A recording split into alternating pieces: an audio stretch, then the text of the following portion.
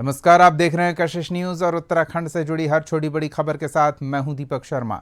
उत्तराखंड विधानसभा का मानसून सत्र अनिश्चितकाल के लिए स्थगित हो गया है। 19 अगस्त से शुरू हुआ मानसून सत्र सिर्फ 2 दिन ही चल सका। 2 दिन पहले ही इसे स्थगित करना पड़ा।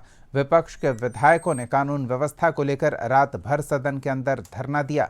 इसके बाद धामी कैबिनेट की बैठक हुई, जिसमें कई बड़े फैसले लिए गए। सीएम धामी ने विपक्ष पर निशाना साधा। विधानसभा का मानसून सत्र सिर्फ 2 दिन ही चल सका। कांग्रेस पार्टी के राष्ट्रीय प्रवक्ता सुजाता पॉल ने इसको लेकर सरकार पर निशाना साधा। कहा कि सरकार डर गई है। विपक्ष के सवालों का जवाब सरकार के पास नहीं, इसलिए सत्र की समाप्ति की गई। बहुमत की भारतीय जनता पार्टी की छल छद्म और छलिए वाली आखिरी सांसें लेती हुई मुख्यमंत्री धामी की सरकार, कितनी शर्मनाक बात है कि भ्रष्टाचार में डूबी हुई आपदाग्रस्त क्षेत्र में बस वोटों को कैसे खरीदना है, प्रत्याशियों को कैसे अगवा करना है, इस पर केंद्रित रहती है धामी सरकार।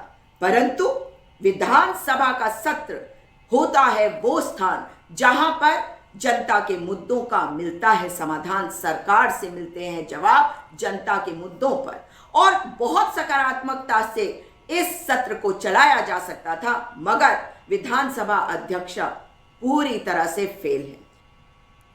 सीएम पुष्कर सिंह धामी और विधानसभा अध्यक्ष ऋतु खंडूड़ी भूषण ने गैरसौंड में एक पेड़ मां के नाम अभियान के तहत पौधारोपण किया।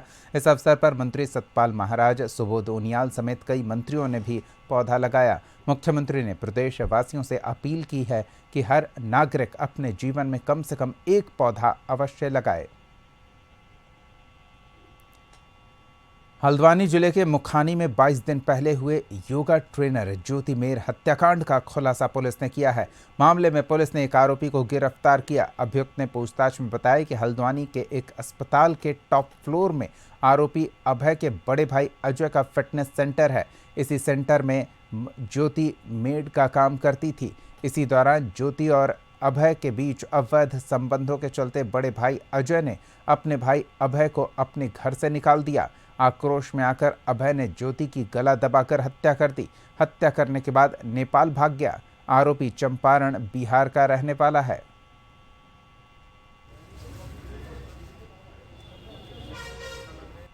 देखिए, थाना मुखानी में ज्योति मेहर की हत्या का मुकदमा पंजीकृत किया गया था।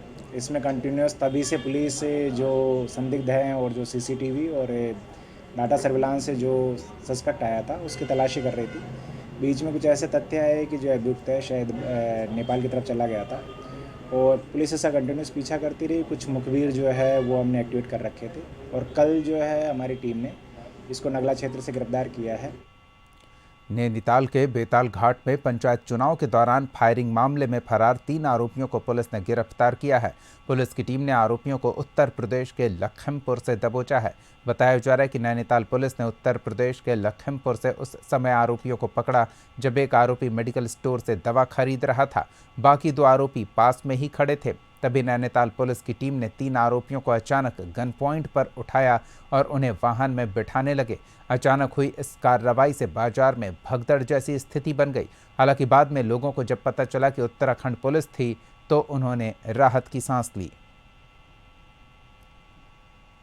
उत्तरकाशी के धराली में आई आपदा के बाद अब सर्च ऑपरेशन के साथ ही पुनर्वास के प्रयास भी तेज हो गए। इसकी जिम्मेदारी राज्य मंत्री रिटायर्ड कर्नल अजय कोठियाल को दी गई है। उन्होंने कहा कि पुनर्वास की ठोस योजना बनाई जा रही। नाम तो ये है कि 3 जगह पे डिजास्टर आया है।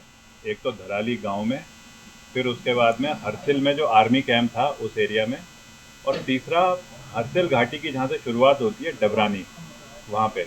तो डिजास्टर का कारण तो वही है कि मलबा आया, मलबे ने दबा दिया गांव को, लोगों को। मलबे ने नदी जो वहाँ से बहती है अपनी भागीरथी नदी पे इतना दबाव डाला कि उसकी वजह से नदी का कोर्स बदली हो गया। हरिद्वार जिले के लक्सर बिजनौर हाईवे पर अकोढ़ा कला गांव के पास 2 कार की टक्कर हो गई, जिसके बाद दोनों गाड़ियां पुलिया के नीचे नाले में गिर गई। ग्रामीणों ने कड़ी मशक्कत के बाद चालक को छत से बाहर निकाला। दूसरी कार के सवार खुद बाहर निकलने में कामयाब रहे। हादसे के समय एक कार लक्सर से अमरोहा और दूसरी रायसी से लक्सर की ओर जा रही थी। मौके पर पहुंची पुलिस और फायर ब्रिगेड ने क्रेन की मदद से वाहनों को बाहर निकाला। मैं सुरक्षित हूँ। मैं इधर लक्सर की तरफ से उधर जा रहा था। ये पुलिया पे मैं अपनी साइड में जा रहा था। उधर से कौन सी गाड़ी आई, कैसे आई, उनको मैं नहीं दिखाऊंगा। पुलिया पे मैं चढ़ा भी नहीं, मतलब तभी एकदम हो गया। पुलिया पे चढ़ते चढ़ते ही ये हो गया। कैसे हुआ कैसे नहीं, वो गाड़ी तेज़ थी। मैं इतना पता है मैं अपनी साइड में चल रहा था, बाकी मुझे और पता नहीं। गाड़ी उधर से आ रही थी, एक गाड़ी इधर से थी, दोनों हाई स्पीड पे थी। और जो साइड लगी आमने सामने की टक्कर, एक गाड़ी पानी में जाके गिर गई। इधर एक इधर जो पानी में डली उसकी छत फाड़ के बंदा बाहर निकाला गया है। 2 बंदे बाहर थे, वो ओके हैं। अच्छा, वैसे अब आराम है, सही है तीनों। राजकीय शिक्षक संघ के आह्वान पर चंपावत जिले में शिक्षक पिछले 3 दिन से कार्य बहिष्कार कर रहे। प्रोन्नति सहित विभिन्न मांगों को लेकर शिक्षकों ने प्रदर्शन किया। बेनीराम पुनेठा राजकीय इंटर कॉलेज के शिक्षकों ने कहा कि सरकार और विभाग की नीतियों के चलते 20 साल से प्रोन्नति नहीं मिल रही। संगठन अपनी मांगों को पूरा होने तक कार्य बहिष्कार जारी रखेगी।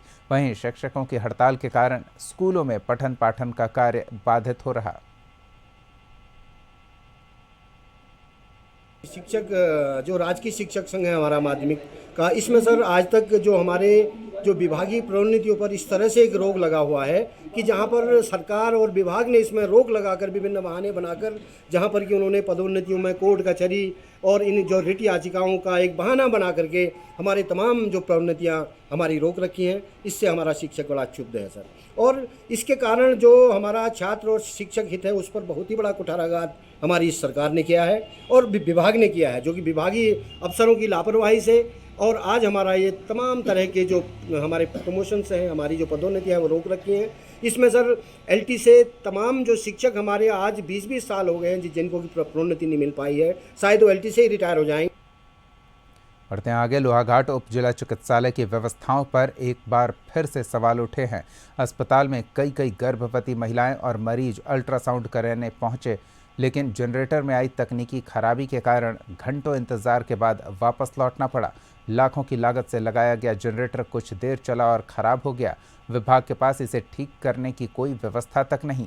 वहीं सीएमओ चंपावत डॉक्टर देवेश चौहान ने इस मुद्दे को लेकर कहा कि अल्ट्रासाउंड के लिए एम्बुलेंस भेजकर चंपावत जिला चिकित्सालय बुलाया जा रहा है। तो दिक्कत क्या आई? दिक्कत यही है कि लाइट नहीं है और नहीं हुआ। तो मतलब कह तो रहे हैं, तो बोल रही है आज नहीं होगा, अब परसों नहीं, अब अगले बार आइए बुधवार को। सर हम 3 दिन आ गए, हम तो यहाँ तो आज क्या हुआ? अल्ट्रासाउंड नहीं करा रही है हमारे। तो लाइट ना के ले गए, वो अभी डॉक्टर हमको कहाँ जाएगा अभी बताइए। कहाँ से आया? हम ये कुल्ला से आई। कुल्ला से आया। हो गए 1 महीने से दौड़ रही हैं। विकास भवन पौड़ी में जिलाधिकारी स्वाति एस भदौरिया की अध्यक्षता में बीडीओ सहवर्गीय बैठक आयोजित की गई। जिलाधिकारी ने बैठक में स्पष्ट निर्देश दिया कि स्वरोजगार संबंधी योजनाओं का लाभ वास्तविक पात्र को ही मिले। जिलाधिकारी ने डुप्लीकेसी रोकने के लिए आधार लिंक्ड डेटाबेस तैयार करने के निर्देश दिए हैं। इसमें आज जो पूरी रूरल डेवलपमेंट की सभी स्कीम्स हैं उसका एक विस्तृत समीक्षा की गई और इसमें सभी वीडियोज़ और हमारे जो ज़िला स्तरीय अधिकारी थे वो भी उपस्थित थे। तो इसमें एक तो समीक्षा की गई और साथ में उनको कुछ एक इंस्ट्रक्शंस भी दिए गए कि जैसे रोज़गार के बहुत सारे विभाग अलग अलग स्कीम्स करते हैं, तो कई बार ये नहीं पता चल पाता है कि किस इंडिविजुअल को लाभ हो रहा है, किसकी डुप्लीकेसी हो रही है। तो उसके लिए हमने निर्देशित किया है कि इसका एक सभी को एक सेम प्लेटफॉर्म पर ला के किस आधार लिंक्ड एक सिस्टम बनाया जाए जिससे कि हम किस इंडिविजुअल को पूर्व में लाभ मिल चुका है, नहीं मिल चुका, ये चीज़ हम देख सकें और एक ही इंडिविजुअल को 2 विभागों से लाभ तो नहीं मिल रहा है, इस चीज़ को इंश्योर कर